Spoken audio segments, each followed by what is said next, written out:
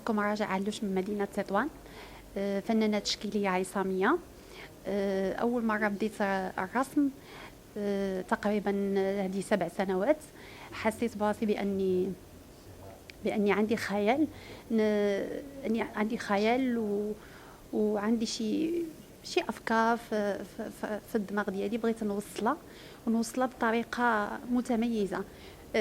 سواء كانت هذه الأفكار عبارة عن صور تعبيرية، عبارة عن كلمات معبرة عن الصور، لأن غالبا اللوحات ديالي كما لاحظتوا كنرسم لوحات في الفن التجريدي. وديك اللوحات كنحاول ما امكن نعبر عليهم، نعمل عليهم تعبيرات خاصه بهم، لان كنقول بان اللوحات غالبا كتكون صامته. علاش الانسان ما يقولش داك ليكسبرسيون اللي هو ديجا كيحس بها، علاش هو اصلا كيرسم. دونك بور موا صافي بليزير، و ان ميم طون كيكون حالات نفسيه على ما اظن كتكون في النفسيه اي فنان انه كيعبر عليها. بالنسبه للمشاركات ديالي، كانت اول مشاركه في مدينه تطوان في المركز السوسيو الثقافي، كان في معرض جماعي، بحكم اني خديت دورات تكوينيه في هذا المركز التكويني من طرف فنانين محترفين.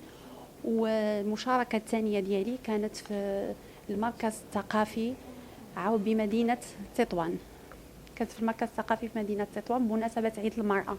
كان عندنا واحد الاحتفال بهذا العيد عن خلال هذا المعرض الفني.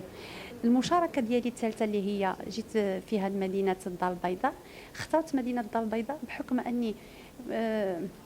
بحكم أن الرسم هو مجال واسع، ما يمكنلكش احنا نحتكروا في مدينة واحدة وفي نفس الوقت نكتشف ثقافات أخرى نكتشف ثقافات أخرى، نتعرفوا على ناس جدادين، على تقنيات، تعرفوا على ناس جدادين، تقنيات جديدة. وفي نفس الوقت حتى